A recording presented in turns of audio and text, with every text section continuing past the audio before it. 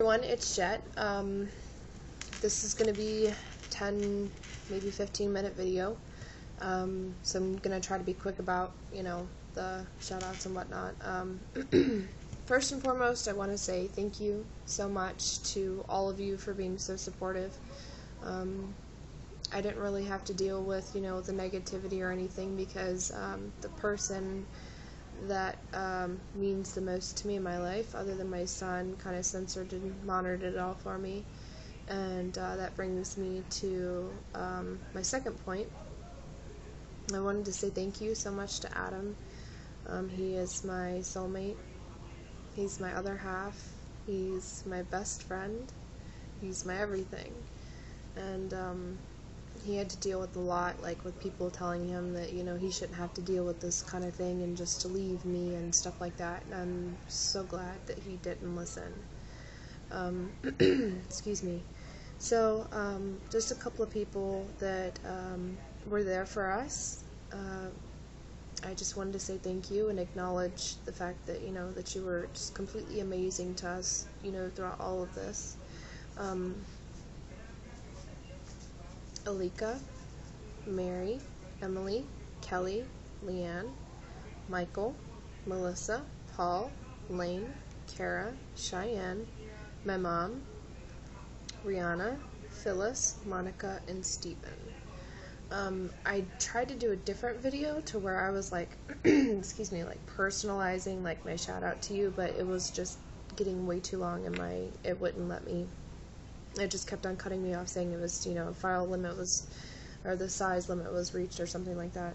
So, I guess what people, like, tend to forget as far as, like, the whole Adam thing goes, with people telling him that he doesn't need to put up with my bullshit and, saying that I was just attention seeking or that it was a cry for help and all that crap, was that, like, when you're venting and, like, whenever you're upset or you're depressed, like, there's three sides to every story. Yours, mine, and the absolute truth. People perceive things differently, so let's say something was said. I could take it a completely different way than what you meant it. And, another thing that people tend to forget is that whenever you are upset, you say shit that you don't necessarily mean. And they also seem to forget that you're only hearing that one side of the story. You're not hearing about the good things, you're not hearing that last week, they had to be there for you because this went on, so, excuse me, but anyways, moving on, the point of this video, I wasn't able to make a vlog last week, obviously, and I don't think I did one the week before either, so I wanted to take this time to kind of explain to you guys, because I kind of do feel like I owe you an explanation, just what happened and why it happened and everything. So I'm just going to get right into that, to kind of try to save a little bit of time here. So basically what had happened was 2 weeks ago I ended up hurting my back again, and it's in a completely different place than where it normally hurts, because I do have back issues. And I was pretty much blown off, like told that, oh, you're too young to have these issues and blah, blah, blah, and I was just kind of ignored.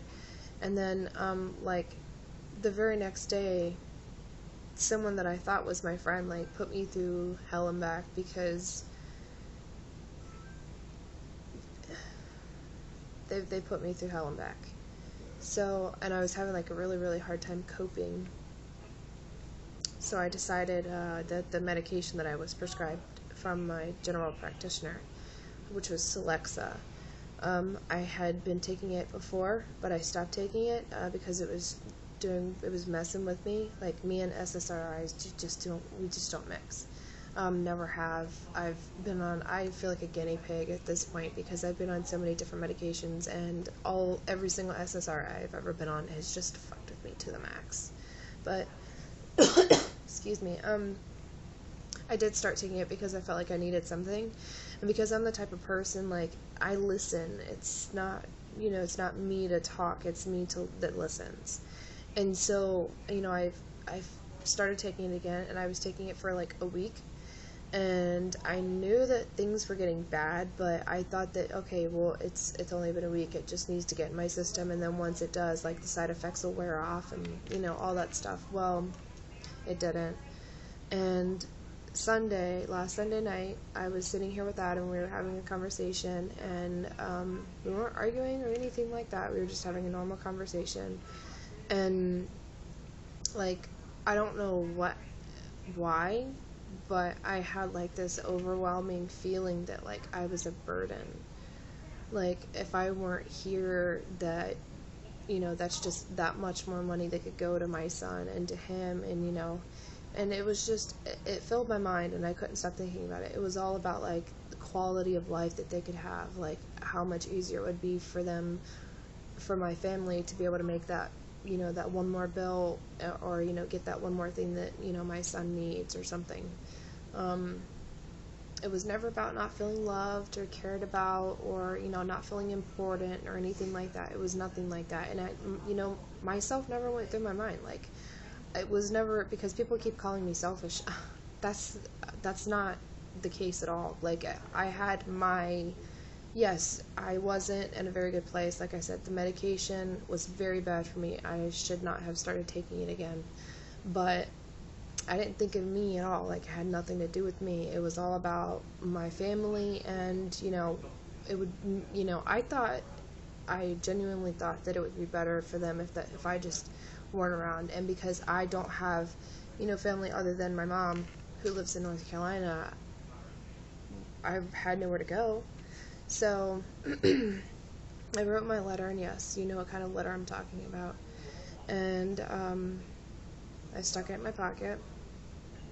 And I had tried to reach out to some people beforehand, but it was just one of those things, like, nobody was around. Nobody answered, nobody replied, nobody responded. So I think it was just one of those things that kind of needed to happen, because I'm not a huge believer in coincidences. But anyways, after I tried to, like, reach out to people, I got up and I got dressed, and we live on, like, an acre of land, a little bit more than that. And back behind our house is it's just woods, and it's, like, real flooded, so it's, like, real swampy. I went back there, and I found a log that was above water, and I had my anxiety medication that I never take. I never take it. Like, I do have social anxiety, but I never take my medication because it doesn't help. I keep it around just because if I have, like, a really hard time sleeping, I'll take, like, half of one or something. But I had a whole prescription of 120 anxiety pills, and I stuck them in my mouth. I poured them out my hand, and I swallowed them without even thinking about it. And I sat there, and a few minutes later, I'm like, well, it's not fair to them that they would have to worry about me or wonder what happened. And I also thought that, okay, well, if I fall over, which I knew I was going to, that my letter would get ruined, and it was really important to me that they seen it. So I decided to walk back to the house and tell Adam what I had done, just that way he knew, and that way they didn't have to waste time looking for my body. And no sooner did I tell him, did I start puking up blood, and I passed out. And I stopped breathing. This is where Leanne comes into play, because Adam called her. She's our landlord, but she's like a mom to us, and she came and got our son. And so he didn't have to see it happen. But he had to perform CPR on me until the ambulance got there. And I just, trying to fast forward a little bit, my heart stopped twice. And they kept on pumping me full of this medication that I can't have. I can't take it. And they wouldn't listen to me. They thought that, I was saying that because I didn't want to take it. No, I was being so serious, and it kept stopping my heart. So instead of, not giving me the medication, they were still giving it to me, but they were putting me on heart medication too, to keep me alive, pretty much. So anyways, after that, I was sent to the psych ward, and I don't remember. I was sent home after 5 days, and I was given this medication, and again, it was another SSRI, and which means antipsychotic. It's an antidepressant, antipsychotic.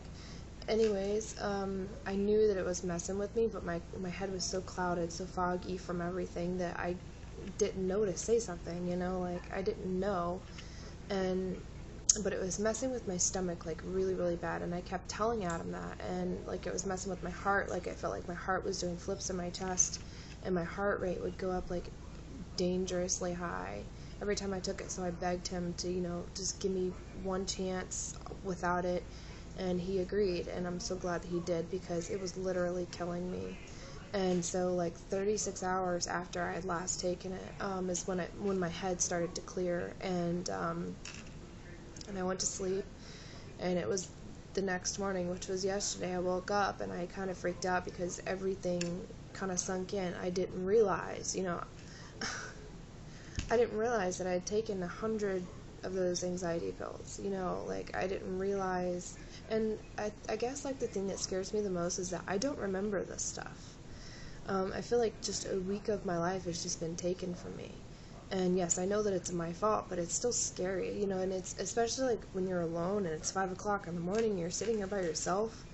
It's a lot to process, like a lot to take in, it's hard. But anyways, so that's what happened. I'm never gonna do it again. I have too much to lose.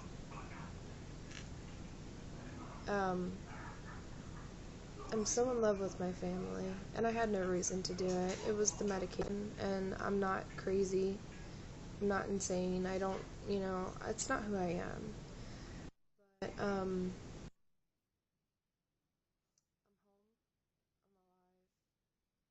and I'm back to my normal self, and that's what matters. Like, and this is the first time I'm talking about it, so it is kind of hard, but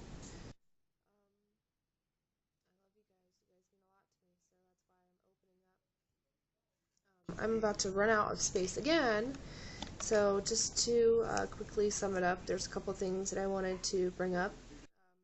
One, if you live in the U.S. and you ever are in the situation that I was in, where you're trying to reach out to people and you cannot get a hold of anybody, the number is 1-800-273-8255. That is the U.S. Suicide Prevention Hotline number.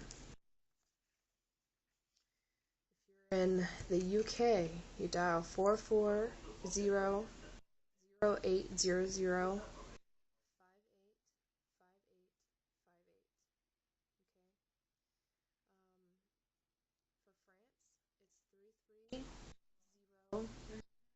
330-140-091522.